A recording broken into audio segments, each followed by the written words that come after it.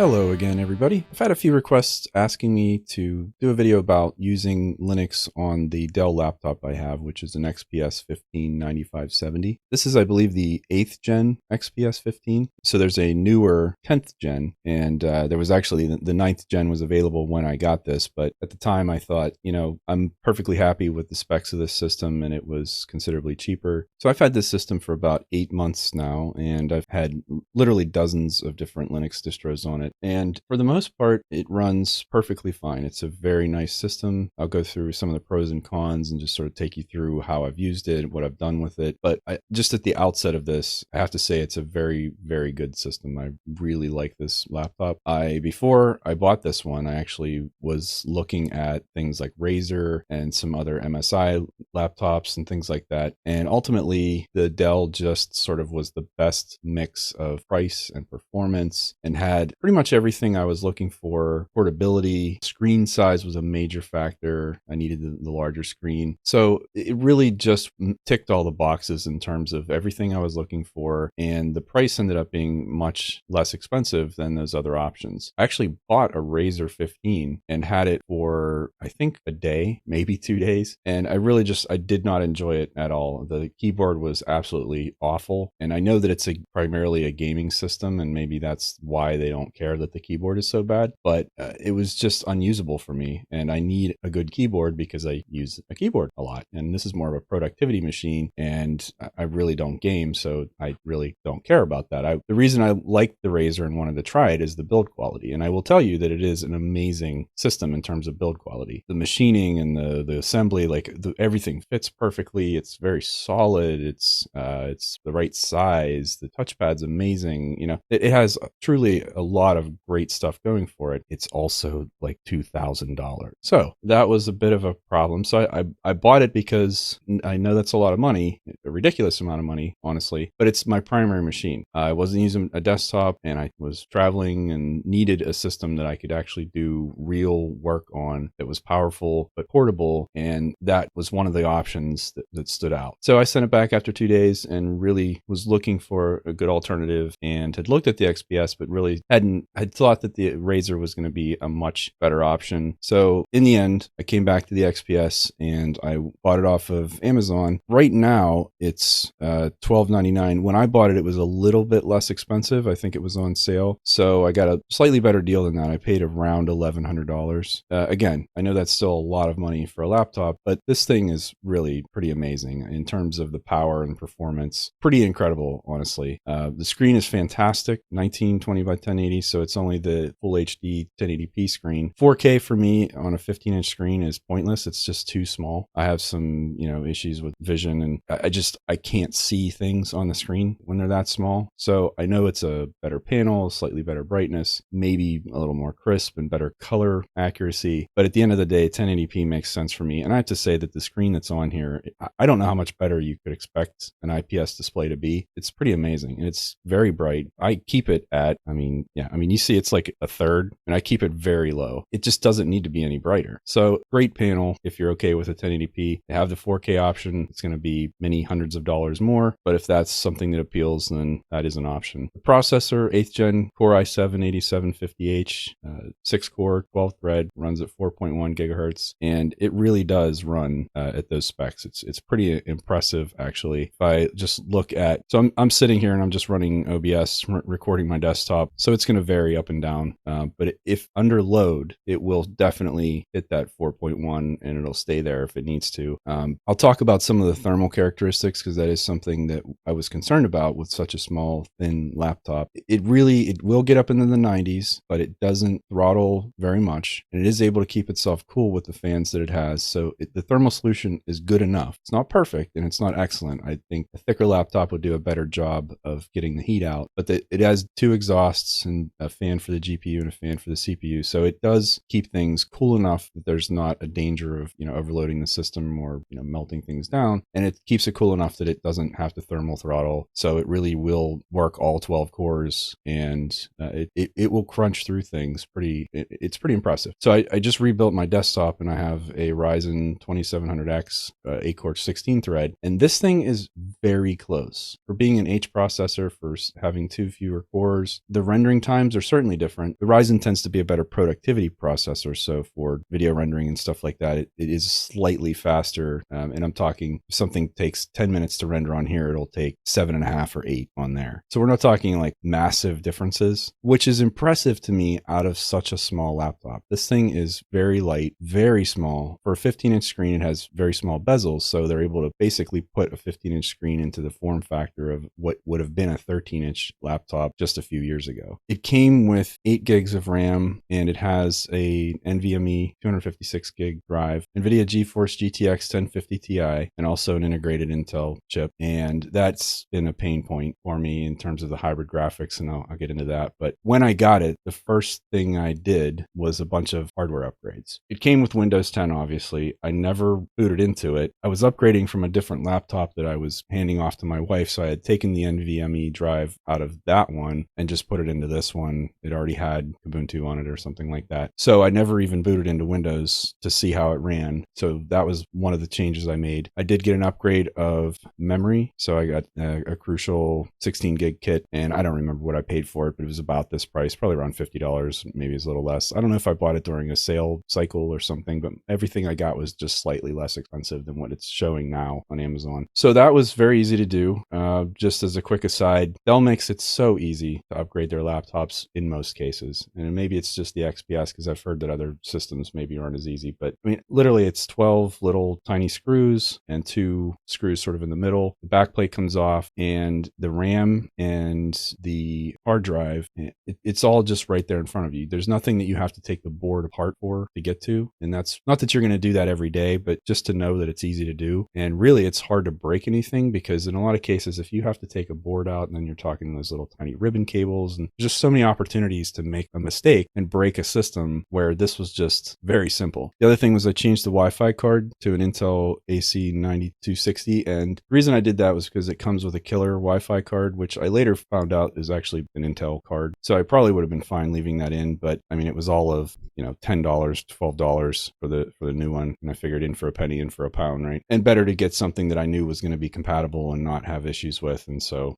that's what I did, and it's been fine. I also, along with the memory and the hard drive and all that, it was just there. So when you took the back plate off, the cover off, it's just there in the top left corner. You don't have to take everything apart to get to it. So there's an interesting thing with at least this generation of the XPS, where there were 2 configurations. You could either get a larger battery. I think it was pushing the 100 mark, which is a limit you can have on an airplane, which is what all laptops sort of stick to, is 100 or below. You could get that larger battery, but then the only storage would be the single NVMe, which would be fine. You could just get a larger one and have a single disk. That's fine. But for me, I knew I was going to be doing a lot of testing with virtual machines and just need a lot of space for videos and other stuff. So I ended up getting the model with the smaller battery, which leaves room to add a second hard drive, but you have to get a kit because the parts don't come with it to attach it. So there's this kit, and I don't even know if this is still available. Oh yeah, there are. Okay. So this is it's 2 little rubber rails basically that you put on the side of the drive. And then this is the key part, this connector here. There's a spot on the board for it already, but the cable doesn't come included. And you see it just connects up to the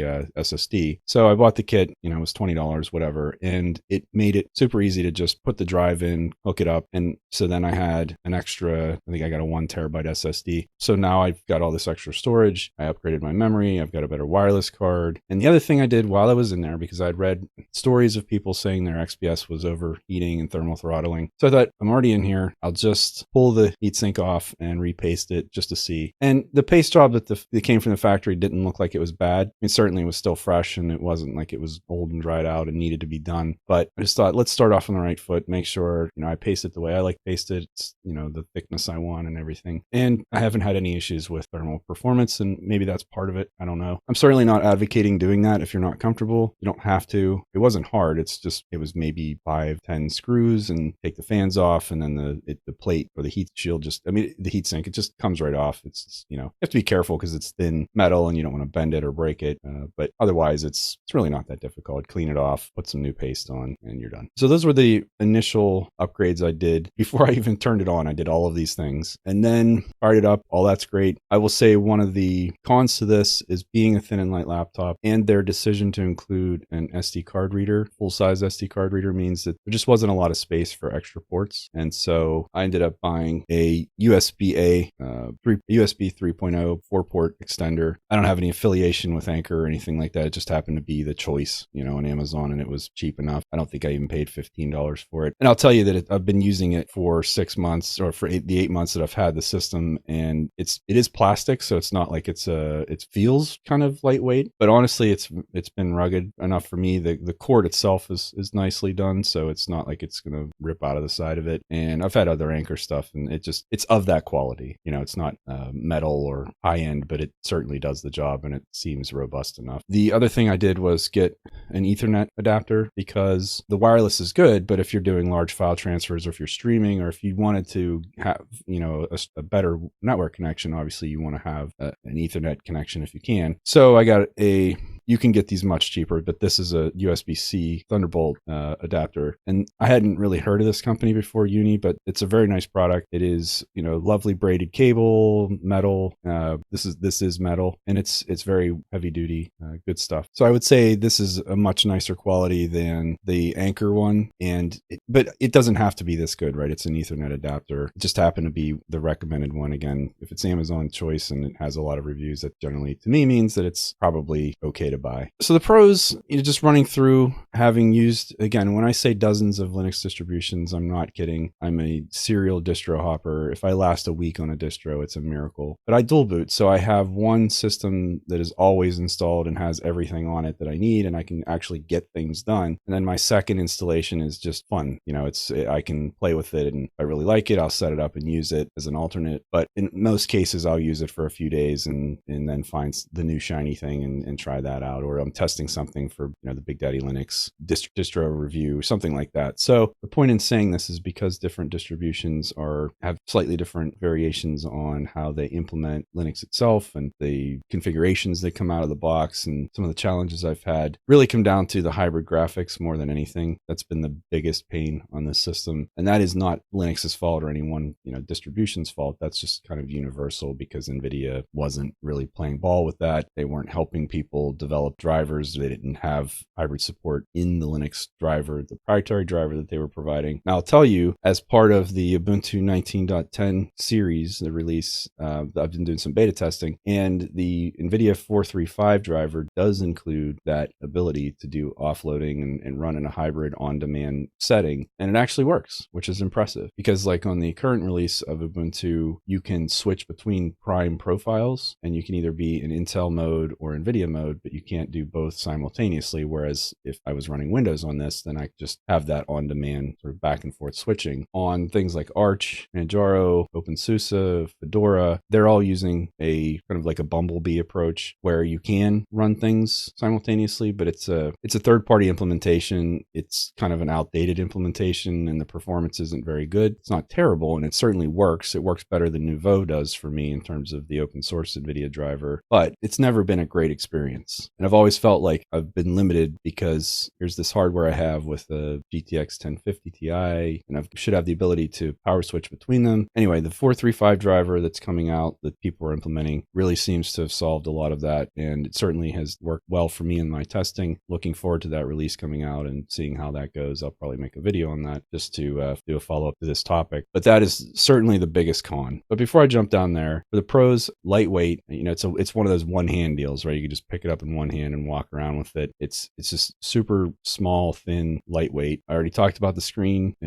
For me, 1080p is more than adequate, and the screen that comes on here is a very good screen. It's not a junky TN panel or anything like that. It's a very nice IPS display, and I think the color accuracy is very good, and I think that the brightness is very good as well. Certainly good enough for what I do with it. I don't sit in the direct sun and use a laptop. Maybe some people do, and I think it's 400 nits, something like that, wouldn't be enough. I don't know. For me, it's excellent. I'm very happy with it. The keyboard. So I complained about Razer's keyboard. This keyboard is just fantastic. It really is. It's a laptop keyboard. It's not, you're not going to have a big throw like a mechanical keyboard, but the keys themselves are spaced just right for my hands, and I have large hands. That's usually a challenge for me on smaller keyboards or on laptops, is that the keys can be a little too close together. This is very comfortable to type on. The amount of pressure that it takes for the keys is just right for me. There's enough spring back, and the durability of it has been excellent. If I'm working on a computer, I'm on this computer, and I've been on it for 8 months now, and the keyboard has shown no signs of wear, like none of the letters are weird or coming off. It has very nice 2-stage backlit keys, so you can easily adjust. And that's another thing, all of the function keys in terms of the adjusting the screen brightness and the volume and mute and all that stuff, they always just work, which is great. And the touchpad is really wonderful. It's not too big, it's not too small. I think some people might be more used to larger touchpads. Certainly the Razer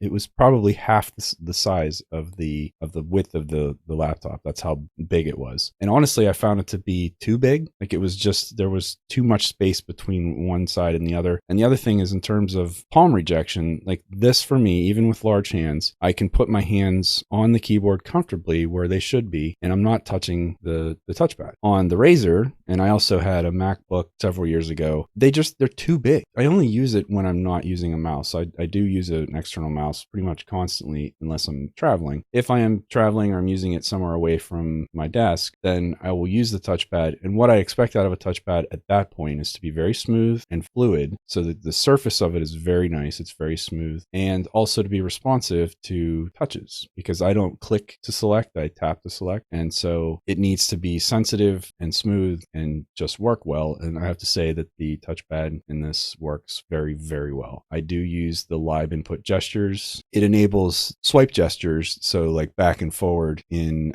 a browser. So if I was in here and wanted to go back, instead of clicking back, I could just swipe 3 fingers left or swipe 3 fingers right, go forward, and it just works very well. I've already touched on the powerful CPU, talked about easy to upgrade, and then just the build quality and durability. So the quality of this, there's almost no flex. It's very, very solid, very durable. No keyboard deck flex, doesn't creak. It's just very, very well put together, which is sort of the hallmark of the XPS series and has been. Again, this was the 8th generation, so they've had plenty of time to get it right, and I would say that they certainly have in this, and I imagine that the 9th and 10th are just as good. But as with all things, all of those good things are great and well outweigh. So there's more cons here, but they're not as big as the pros. So I'm not saying that these cons would dissuade me from getting this system again. Like I said, the hybrid graphics is what it is. Your mileage may vary depending on the distro. The Ubuntu releases have been really good to me, even though it's an either-or proposition of running the Intel or the dedicated NVIDIA chip. In most cases, 90% of the time, I'm running the Intel chip. It's perfectly fine. It does everything I need it to do. I don't really need graphics acceleration. It's nice to know that if I wanted to, I can just switch to it, and you just log out and log back in, and it all just works the way it should. The webcam and the microphones are absolutely awful, and I can only imagine that somebody just looked at the design and said, well, we have to have a webcam and we have to have microphones, and they said, well, okay, just put them wherever. This has a nose cam, this 8th gen. I think the 9th they switched back to the top, the camera's at the top of the bezel. It's pathetic. I mean, it's the camera quality itself is not terrible. It's actually, I mean, it's not great, but it's not awful. It's the placement it's just absolutely stupid.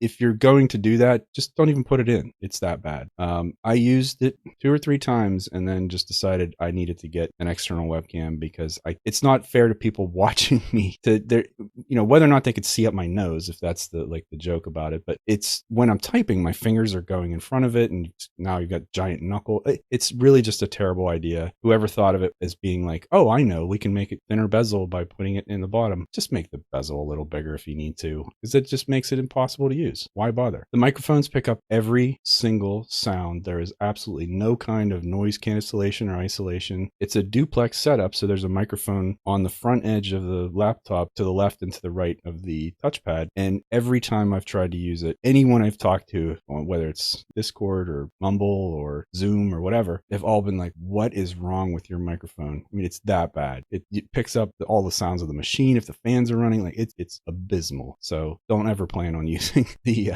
onboard mics, because they are just awful. The thermal performance, like I said, it's adequate, but it isn't like superb, because the system will still get pretty warm, and warm enough that you can feel it on the keyboard deck. Not so hot that it's uncomfortable. And again, it doesn't thermal throttle, so it's adequate. If you were to try to game on this or do anything where you were using the GPU and the CPU simultaneously and put that type of thermal load on it, there's no way it could possibly keep up. Even with me repasting it, the fans are too small, the cooling solution's too small, it just couldn't do it. And I'll tell you right now, and I probably should have just said this at the beginning of the video, if you plan on doing any kind of intensive gaming, this is not the laptop for you. You can do it, and it'll certainly push, some decent frame rates. It's a 60 hertz screen, so you'll get 60 hertz in most games, but it's going to wail and blow the fans as hard as it can and likely throttle, and it's just not going to be great. I really don't think it's just not built for that, right? It's a productivity machine, it's a portability machine. It's not a gaming laptop. So if you're a moderate gamer, or you're playing older games that are maybe, or you're willing to bump down the settings, then you could probably get away with it. But I would never say, if you intended to game on a regular basis or play new AAA titles or something like that, this is just not going to do that.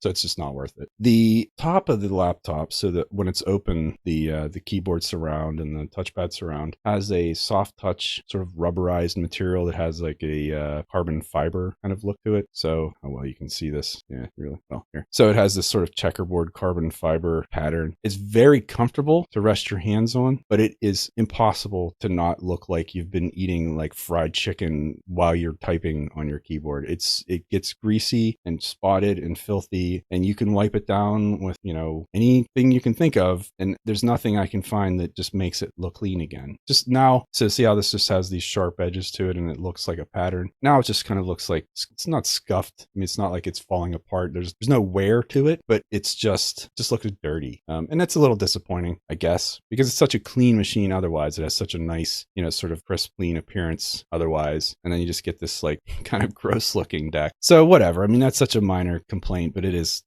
a turn off. Like if I take it somewhere with me and I open it up and I look and I'm like, good Lord, look at that. It's filthy. It looks like literally, like I said, like I was just eating some kind of greasy food and wiping my hands all over the laptop. I mentioned that the ports were pretty limited. Certainly that's true if you look down the side. So on this side, you've got the full SD slot, SD card reader, and then a USB type C, and then that's just a Kensington lock. And then on the other side, you have your power barrel connector, another USB-A 3.0 port, HDMI, full HDMI, which is nice, and then a USB-C Thunderbolt port, and then your headphone jack. So had they on the other side maybe not included that SD card slot, which I get it. If you're a creative professional and you're trying to get pictures off of a camera or something like that, this is probably a really nice thing to have. Me personally, I would have rather had another USB-C port. It's been incredibly useful. This is the first system I've had with USB-C, and the peripherals are great. Docking is great. I'm using it now, and I'll include a picture in the video of my little portable setup. I have a small portable monitor, and it gets power and video signal and everything, even sound, over a single USB-C connection. It's really cool to have one cable to do all of that. So battery life, I talked about,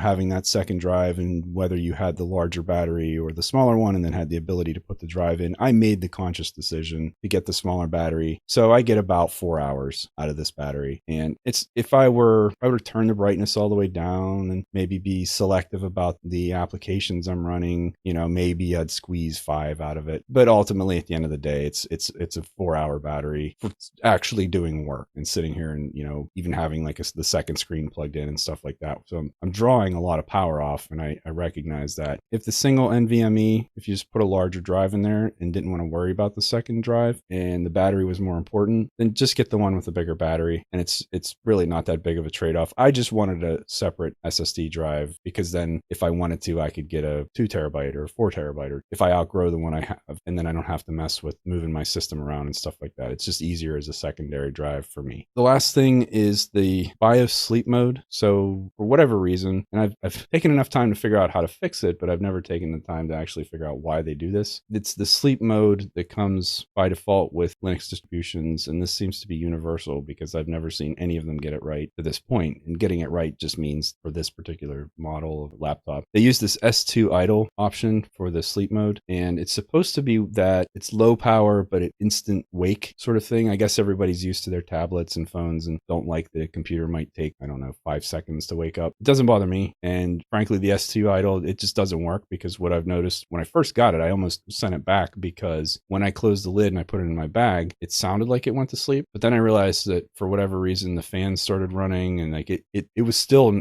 if it was asleep, it was very lightly asleep. It was dozing. It was not sleeping. And so it freaked me out because it was really warm. It was in my bag. It was, the fans were trying to run, like not good, just a bad situation. So when I was ready to return it because of that, and then I figured out, oh, I can just change that sleep mode to, instead of S2 idle, you change it to deep. And you just do it as a kernel parameter in Grub. You pass it during boot, and it just, then from then on out, it just works. It's fine. It does exactly what it's supposed to do. It goes, you go to sleep and it goes into low power mode, keeps the memory powered so that when you open the lid back up, it comes on in like 2 seconds. I don't know how much faster you'd need it to come on. Now, mouse won't wake it up. Maybe that's something that bugs people, that you can't touch the touchpad or the mouse. And anyway, for whatever the reason is, it doesn't matter to me, because the workaround is I set it to deep, and I'll link to the video where I explain how to do that, and it just worked fine. And that's really the list of cons I have. And if you see, they're pretty small, especially in comparison to what you get for this. So I jumped around a lot in here. I know that, I may not have covered everything to the depth and detail that folks were looking for.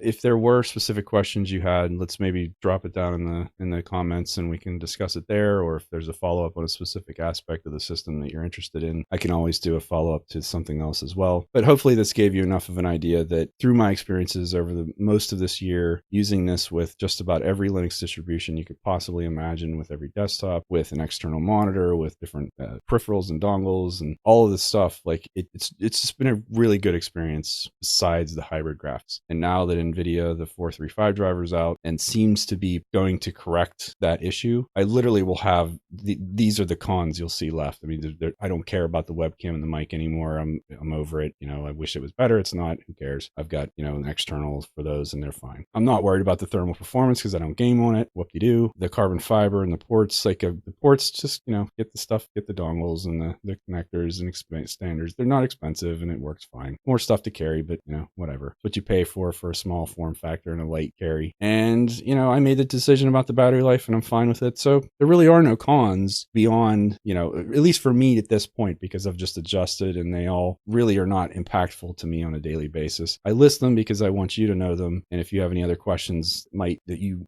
would want to know before you made a purchase decision, again, happy to answer them if you leave a comment below. With that, I'm going to go ahead and wrap up. Thank you for watching the video. Thank you for subscribing if you like the channel, liking the video, all of that good stuff. I know it's silly to say it, but I just feel like, hey, let's remind you here, if you've made it this far, you're still with me, and hopefully that means that you enjoyed this. And I sincerely hope that you have a fantastic day, and I will see you again soon.